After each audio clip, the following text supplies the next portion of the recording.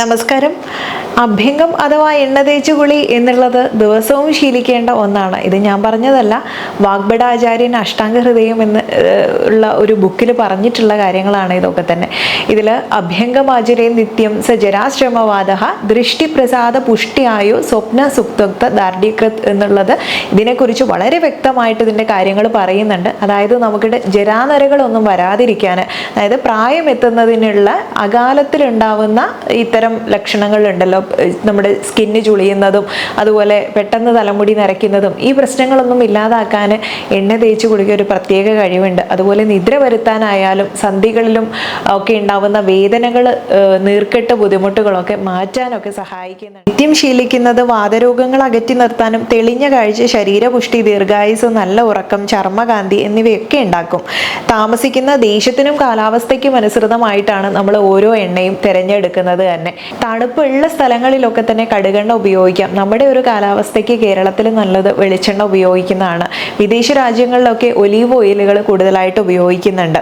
അതിൽ ഇന്ന് ഏറെ വസ്തുക്കൾ നമുക്ക് സുലഭമായതുകൊണ്ടും ലഭ്യത ഏറെ ആയതുകൊണ്ടും അവ മികച്ചതാണെന്നൊരു മിഥ്യാബോധം കൊണ്ടും നമ്മുടെ ശീലങ്ങളെ പഴഞ്ചനായി പിന്തള്ളുന്ന ഒരു പ്രവണതയുണ്ട്. മറുനാടൻ വസ്തുക്കളിലേക്ക് ചേക്കേറാൻ നമുക്ക് തിടുക്കമായതുകൊണ്ടാണോ എന്തോ. ഓയിലിൻ്റെ കാര്യത്തിൽ മാത്രമല്ല, ഭക്ഷണത്തിൻ്റെ കാര്യത്തിലായാലും ഇത് പ്രകടമാവുന്ന ഒരു കാര്യം തന്നെയാണ്. അപ്പോൾ നമ്മൾ ശ്രദ്ധിക്കേണ്ടത് നമുക്ക് അനുയോജ്യമായിട്ടുള്ള ദേശത്തിനും കാലത്തിനും അനുസൃതമായിട്ടും കാലാവസ്ഥയ്ക്ക് ഓക്കെ എന്ന് തോന്നിയിട്ടുള്ളതുമായ ഓയിൽ തിരഞ്ഞെടുക്കുക എന്നുള്ളതും, അതുപോലെ നമ്മുടെ ഒരു ശരീരത്തിനുള്ള പ്രകൃതി നോക്കിയിട്ട് അത് നിങ്ങളുടെ ഡോക്ടറിന് പെട്ടെന്ന് മനസ്സിലാക്കാൻ പറ്റും. നിങ്ങളുടെ രോഗാവസ്ഥയ്ക്ക് അനുസരിച്ചിട്ടുള്ള ഔഷധ കൂട്ടുകൾ ചേർത്തിട്ടുള്ള ഓയിൽ തിരഞ്ഞെടുക്കുന്നതും വളരെ അഭികാമ്യമാണ്. പ്രത്യേകിച്ചും നമ്മുടെ ഈ ഒരു മൺസൂൺ കാലം അല്ലെങ്കിൽ കർക്കിടക മാസത്തിൽ കേട്ടോ. അപ്പോൾ നിങ്ങൾക്ക് എല്ലാവർക്കും, ഏത് ചെറിയ കുഞ്ഞുങ്ങൾ മുതൽ മുതിർന്ന ആളുകൾക്ക്, പ്രായമായവർക്ക് വരെ ഒരുപോലെ ഉപയോഗിക്കാൻ പറ്റുന്ന, നിങ്ങളുടെ ദേഹത്ത് എന്തെങ്കിലും പാടുകളോ മുറിവുകളോ മാറാതെ നിൽക്കുന്ന പാടുകളൊക്കെ ഉണ്ട്, അല്ലെങ്കിൽ പിഗ്മെന്റേഷൻ പ്രശ്നങ്ങളുണ്ട്, സ്കിൻ എപ്പോഴും ഡ്രൈ ആയി പോകുന്നുണ്ട്, ഇങ്ങനെയുള്ള പ്രശ്നങ്ങളൊക്കെ ഉണ്ടെങ്കിൽ അതിന് പറ്റുന്നതും അതുപോലെ നമുക്ക് വളരെയധികം വർണ്ണ്യമായിട്ടുള്ള ഔഷധങ്ങളും ചേർത്തിട്ടുള്ള ഒരു കൂട്ടാണ് എണ്ണക്കൂട്ടാണെന്ന് പറയുന്നത്. ഇതെല്ലാവർക്കും ഉപയോഗിക്കാം. പുരുഷന്മാർക്ക് പ്രത്യേകം എടുത്തു പറയേണ്ടല്ലോ, എല്ലാവർക്കും അഭികാമ്യമായിട്ടുള്ള ഒരു എണ്ണയാണ്. അപ്പോൾ അതെങ്ങനെ തയ്യാറാക്കുന്നു എന്നുള്ളത് ആദ്യം ഒന്ന് നോക്കാം.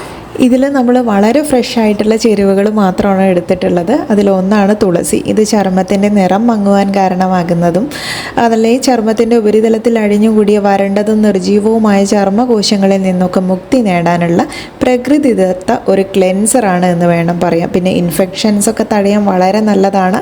അതുപോലെ തന്നെ ചെത്തി അല്ലെങ്കിൽ തെച്ചിപ്പൂ എന്നൊക്കെ പറയും, നന്നായി പൊക്കം വെക്കാത്തതാണ് നമ്മൾ മരുന്നിന് എടുക്കാറുള്ളത്.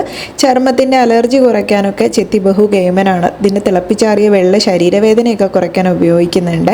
ഇനി മൂന്നാമത്തേത് കറ്റാർവാഴയാണ്. ഇത് ഒന്ന് കഴുകിയെടുക്കേണ്ട ആവശ്യമൊന്നുമില്ല. ഞാനതിൽ മഞ്ഞക്കളറ കാരണം ചൊറിച്ചിലൊന്നും ഉണ്ടാവേണ്ടെന്ന് ഓർത്ത് കഴുകിയെടുത്തതാണ്. അല്ലെങ്കിൽ ആദ്യം കഴുകിയിട്ട് അരിഞ്ഞാലും മതി. 96% ജലാംശം അടങ്ങിയിട്ടുള്ള അലോവേര മുഖക്കുരു, കറുത്ത പാടുകൾ, ഡ്രൈ സ്കിൻ ഇതൊക്കെ മാറ്റി ക്ലിയർ സ്കിന്നാക്കാനും മുഖത്തിൻ്റെ സ്വാഭാവികമായിട്ടുള്ള ഈർപ്പം നിലനിർത്താൻ, pH ലെവൽ നിലനിർത്താൻ ഇതിനൊക്കെ സഹായിക്കുന്നതാണ്. ഈ ഒരു കാണിക്കുന്ന ഇല എന്ന് പറയുന്നത് തേക്കിൻ്റെ തളിരിലയാണ് കേട്ടോ. ഇത് ഞാൻ ഫ്രിഡ്ജിൽ കുറച്ച് ദിവസം വെച്ചതുകൊണ്ട് കളറ് മാറിപ്പോയതാണ്. ഫ്രഷ് ഇല നിങ്ങൾ എടുക്കുക. അതിൽ ചർമ്മത്തിൻ്റെ തടുപ്പ്, കൊതുക് കുത്തിയാൽ ഉണ്ടാവുന്നത്, അല്ലെങ്കിൽ പൊള്ളിയാലോ ഷേവ് ചെയ്താലോ ഒക്കെ മുറിഞ്ഞാലൊക്കെ ഉണ്ടാവുന്ന പാടുകളൊക്കെ ഉണ്ടല്ലോ, അതൊക്കെ മാറ്റാൻ നല്ലതാണ്. ആൻറ്റി ഇൻഫ്ലമേറ്ററി ആക്ഷനൊക്കെ ഉള്ളതുകൊണ്ട് ശരീരത്തിൽ ചൊറിച്ചിലും ബുദ്ധിമുട്ടുകളൊക്കെ മാറ്റാൻ സഹായിക്കും. അതൊന്ന് ചതച്ചിട്ടിട്ടുണ്ട്. ഇനി അതുപോലെ ക്യാരറ്റും ബീട്രൂട്ടാണ്. ബീട്രൂട്ട് എന്ന നിരവധി ആരോഗ്യ ആനുകൂല്യങ്ങൾക്ക് പേര് കേട്ട ഒന്നാണ്.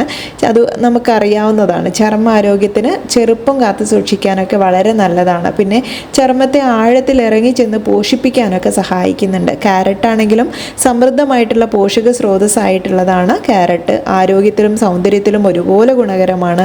Vitamin A, vitamin C, beta carotene, antioxidants ഒക്കെ ഉള്ളതുകൊണ്ട് ചർമ്മം തിളങ്ങാൻ ഏറെ സഹായകരമാണ്. ഇനി അടുത്തത് 2 ആയുർവേദ മരുന്നുകളാണ്, മഞ്ചിഷ്ടയും ഇരട്ടി മധുരവും. ഇതിൻ്റെ പൊടി വാങ്ങിക്കാൻ കിട്ടും. ഞാനിവിടെ വാങ്ങിച്ചിട്ടുള്ളത് ഇതിൻ്റെ കമ്പായിട്ട് നമുക്ക് അങ്ങാടിക്കടയിൽ നിന്ന് വാങ്ങിക്കാൻ കിട്ടും. അതൊന്ന് കഴുകിയെടുത്തതിന് ശേഷം ഇതിലേക്ക് ചേർക്കാവുന്നതാണ്. മൺചട്ടി എന്ന് പറയുമ്പം അത് ചർമ്മ പ്രശ്നങ്ങൾക്കും സൗന്ദര്യ പ്രശ്നങ്ങൾക്കും ഒരു വർണ്ണ്യകരമായിട്ടുള്ളതാണ്.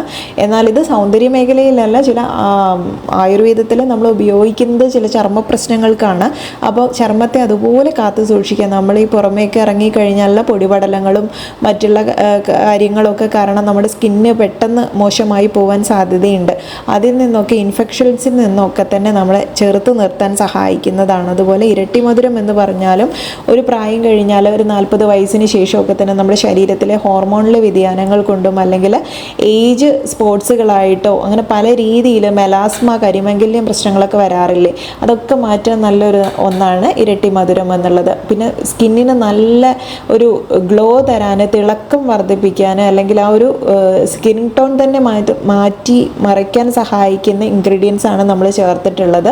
ഇതെല്ലാം കൂടെ ചേർത്തിട്ട് ഓരോ പിടി വീതം എടുത്താൽ മതി ഇൻഗ്രീഡിയൻസ് ഒക്കെ തന്നെ. ഇനി അതിലേക്ക് ഞാൻ വെളിച്ചെണ്ണയാണ് ചേർത്തിട്ടുള്ളത്. വെളിച്ചെണ്ണ 1 ലിറ്റർ എടുത്തിട്ടുണ്ട്. അതിൽ നന്നായിട്ട് ഈ ഒരു പരുവം കേട്ടോ, അതിൽ കാണിച്ചിരിക്കുന്ന മണൽ പരുവം പറഞ്ഞ് കഴിഞ്ഞതിന് ശേഷമുള്ള ഖരഭാഗത്തിലെത്തുമ്പോൾ നമുക്ക് ഇത് വാങ്ങി വെക്കാവുന്നതാണ്. തണുത്തതിന് ശേഷം ഇതുപോലെ അരിച്ചെടുത്തിട്ട് നല്ലൊരു ബോട്ടിലാക്കി സൂക്ഷിക്കാം. ഞാനിതിലേക്ക് വർണ്ണ്യകരമായിട്ടുള്ളത് നമ്മുടെ സ്കിന്നിന് നല്ലൊരു എൻഹാൻസ് ചെയ്യാൻ പറ്റുന്ന രീതിയിലുള്ള ഒരു കുങ്കുമപ്പൂവിൻ്റെ അല്പം ചേർത്തിട്ടുണ്ട്. ഇത് ഓപ്ഷണലാണ്, അല്ലാത്ത രീതിയിൽ ഉപയോഗിക്കാം. കുളിക്കുന്നതിന് മുൻപേ ഉപയോഗിച്ചാൽ ഞാൻ നേരത്തെ പറഞ്ഞ ഗുണങ്ങളെല്ലാം തന്നെയുണ്ട്. തിരക്കിട്ട ഈ കാലത്ത് എങ്ങനെയാണ് ദിവസവും എണ്ണ തേച്ച് കുളിക്കുക, അതിനെങ്ങനെ സാധ്യമാവും, അതിനെവിടെ സമയം എന്നുള്ള സംശയങ്ങളൊക്കെ അല്ലേ പലർക്കും ഉള്ളത്. നിങ്ങൾ ദിവസവും എണ്ണ തേച്ച് കുളിക്കുന്നത് ശരീരത്തിൽ മുഴുവനായിട്ട് തേക്കാൻ സാധിച്ചില്ലെങ്കിലും ശരീരത്തിലെ ചില ഭാഗങ്ങളിൽ ദിവസവും എണ്ണ തേക്കാൻ ശ്രദ്ധിക്കുക. ശിരശ്രവണപാദേഷു വിശേഷേണതം ശീലയേത് എന്നുള്ളത് ഒരു ശ്ലോകത്തിൽ പറയുന്നുണ്ട്. നമ്മുടെ ശിരസിൽ, മൂർധാവിലും അതുപോലെ തന്നെ ചെവിയുടെ പുറകിലായിട്ടുള്ള ഭാഗങ്ങളിലും പാദത്തിന് താഴെയായിട്ട് അവിടെയൊക്കെ തന്നെ അപ്ലൈ ചെയ്യുന്നത് നല്ല നിദ്ര കിട്ടാനും അതുപോലെ തന്നെ നമ്മുടെ ശരീരത്തിലെ നീർക്കെട്ടും വേദനയൊക്കെ കുറയ്ക്കാനും നമുക്ക് ജരാനരകൾ വരാതിരിക്കാനും ആ പ്രായം എത്തുന്നത് തടയുന്നതിനൊക്കെ സഹായിക്കുന്ന വളരെ നല്ല കാര്യങ്ങളാണ്. ഇനി ഇത് സൗന്ദര്യ ഗുണങ്ങൾ മാത്രമല്ല, ഒരുപാടേറെ ആരോഗ്യ ഗുണങ്ങളും ഉണ്ട്. ചെവിയിൽ നിങ്ങൾ അപ്ലൈ ചെയ്യുമ്പോൾ ചെവിയുടെ പുറകു വശത്ത് മാത്രം അപ്ലൈ ചെയ്യല്ല, കാരണം നമ്മുടെ ദേഹത്ത് 107 മർമ്മങ്ങളോളം ഉണ്ട്. ഈ ഭാഗങ്ങളൊക്കെ തന്നെ നമുക്ക് ഉൾക്കൊള്ളിക്കുന്ന രീതിയിലാണ് നമ്മൾ ഇത്തരം അഭ്യംഗം ചെയ്യുന്നത്. വളരെയധികം ഒരു പ്രഷർ കൊടുത്തിട്ട് ചെയ്യുന്ന അഭ്യംഗമൊന്നും അല്ല കേട്ടോ പറയുന്നത്. വളരെ ചെറിയ രീതിയിലുള്ള നമ്മുടെ സ്കിന്നിനുള്ള ഒരു തലോടലായിട്ട്, അല്ലെങ്കിൽ ആ ഓയിൽ നമ്മുടെ ശരീരത്തിലേക്ക് ആക്ട് ചെയ്യുന്ന രീതിയിൽ വളരെ മൈൽഡായിട്ട് നമ്മളിത് ചെയ്യുന്നുള്ളൂ. അപ്പം ഇത്തരം ഏരിയകളൊക്കെ തന്നെ ഉൾക്കൊള്ളുന്നത് കൊണ്ടും നമ്മുടെ സർക്കുലേഷൻ നന്നായിട്ട് കൂട്ടുന്നു എന്നുള്ളത് കൊണ്ടും ഓക്സിജൻ സപ്ലൈ നന്നായിട്ട് നടക്കുന്നുണ്ട്. അതുകൊണ്ട് തന്നെ ഫ്ലൂയിഡ് റിട്ടൻഷൻ നന്നായിട്ട് മാനേജ് ചെയ്യാൻ സഹായിക്കുന്നുണ്ട്. ശരീരത്തിൽ നീർക്കെട്ട് കുറയ്ക്കാൻ സഹായിക്കുന്നുണ്ട്. ഇനി ചെവിയിൽ അപ്ലൈ ചെയ്യുമ്പോൾ നിങ്ങൾ പുറം വശത്ത് മാത്രമല്ല വിരലിൽ അല്പം എണ്ണയാക്കിയിട്ട് ഉൾവശത്തുകൂടെ നന്നായിട്ടൊന്ന് അപ്ലൈ ചെയ്യാൻ വേണ്ടി ശ്രമിക്കുക. ആഴ്ചയിൽ 1-2 ദിവസം ദേഹം മുഴുവൻ നമുക്ക് അപ്ലൈ ചെയ്യുകയും ചെയ്യാം കേട്ടോ. വാതരോഗ മൂല കാരണങ്ങളിലെ ഏറ്റവും വാദം കോപിക്കുന്ന സ്ഥലങ്ങളിൽ ഒന്നാണ് ചെവി. ഇത് ശമിപ്പിക്കാൻ എണ്ണ വളരെ നല്ലതാണ്. ബോഡിയിൽ ഡ്രൈനസ് കൂട്ടും, വാദം കൂടുമ്പോൾ രൂക്ഷത കൂടും. അതുകൊണ്ട് തന്നെ ഫ്ലൂയിഡിൻ്റെ അംശം കുറയും, അതുകൊണ്ട് സർക്കുലേഷൻ കുറയും, ശരീരത്തിന് സ്റ്റിഫ്നെസ് ഉണ്ടാവും. അതുപോലെ മൈഗ്രെയിൻ പ്രശ്നങ്ങൾ, അല്ലെങ്കിൽ നിങ്ങൾക്ക് ശ്വാസ സംബന്ധമായിട്ടുള്ള പ്രശ്നങ്ങൾ, തരിപ്പ്, മരവിപ്പ് ഒക്കെ ഉണ്ടാവും. ഇതിനൊക്കെ തൈലപ്രയോഗം ഗുണം ചെയ്യുന്നുണ്ട്. ചെവിയിൽ പുരട്ടുമ്പോൾ ഉള്ളിലേക്ക് അപ്ലൈ ചെയ്യണം എന്ന് പറയുന്നത് നമ്മുടെ ശബ്ദ തരംഗങ്ങൾ പതിക്കുന്ന കർണപാളിയിൽ എണ്ണമയം ഉണ്ടാവേണ്ടത് ആവശ്യമാണ്. അതിനായിട്ടാണ് നമ്മളിങ്ങനെ ചെയ്യുന്നത്. ഇത് കേൾവിശക്തി നിലനിർത്താനും ചെവിയിൽ ഉണ്ടാവുന്ന വാക്സിൻ്റെ സുഗമമായിട്ടുള്ള ഒരു നിർഹരണത്തിനൊക്കെ സഹായിക്കുന്ന കാര്യങ്ങളാണ്. എന്നാൽ ഇതിപ്പം മുൻപത്തേത് പോലെയല്ല. കുളി കഴിഞ്ഞതിന് ശേഷം എണ്ണ പുരട്ടുന്ന ഒരു രീതിയൊക്കെ ഉണ്ട്. അത് ഒട്ടും അഭികാമ്യമല്ലാത്തൊരു രീതിയാണ്. അങ്ങനെ ചെയ്തത് വഴി നമുക്ക് തലനീരിറക്കം, അതുപോലെ ജലദോഷം, ബുദ്ധിമുട്ടുകളും ഒക്കെ ഉണ്ടാവാനുള്ള സാധ്യതയാണ് കാണിക്കുന്നത്. പലപ്പോഴും പനി വരെ ഉണ്ടാവാനുള്ള സാധ്യതയുണ്ട്. ഇനി എണ്ണ ദേഹത്ത് പുരട്ടി കഴിഞ്ഞാൽ 30 മിനിറ്റ്, മാക്സിമം ഒരു 45 മിനിറ്റും ഒരു വ്യക്തിയുടെ ശാരീരികവും മാനസികവുമായിട്ടുള്ള ആരോഗ്യം കൂടെ മെച്ചപ്പെടുത്തുകയാണ് നമ്മൾ അഭ്യംഗം ചെയ്യുന്നത് വഴി സാധിക്കുന്നത്. ഇനി ഇത് നമ്മുടെ നാഡീകോശങ്ങളെയൊക്കെ തന്നെ ഉത്തേജിപ്പിക്കുന്നത് വഴി ശരീരത്തിന് തന്നെ ഒരു ഉന്മേഷം പകരാൻ സഹായിക്കുന്നുണ്ട്.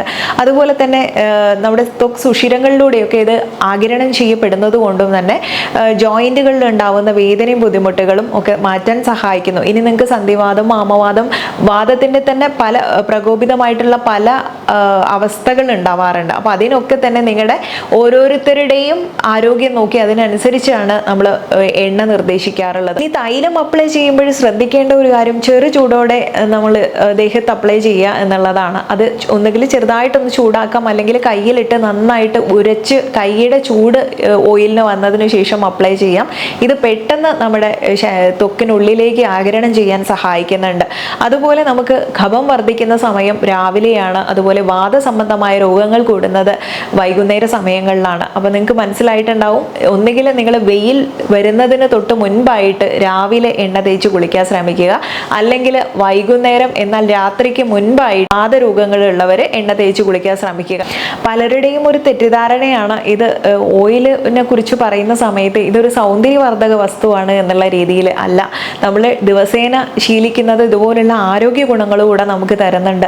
1-2 ദിവസം ശീലിക്കുന്നതല്ല, നിങ്ങൾക്ക് പറ്റുമെങ്കിൽ കുറച്ച് സമയം മാറ്റി വെച്ചിട്ട് ഈ ഒരു കാര്യം അഭ്യംഗം ചെയ്യുകയാണെങ്കിൽ, ഇത് ദിവസേന ശീലിക്കുകയാണെങ്കിൽ ഞാൻ പറഞ്ഞിട്ടുള്ള ഇത്രയേറെ ഗുണങ്ങളുണ്ട്. നാട്ടിലൊക്കെ ഉള്ളവർക്ക് സുലഭമായിട്ട് കിട്ടുന്ന കാര്യങ്ങളാണ്, ഉണ്ടാക്കാനും എളുപ്പമാണ്.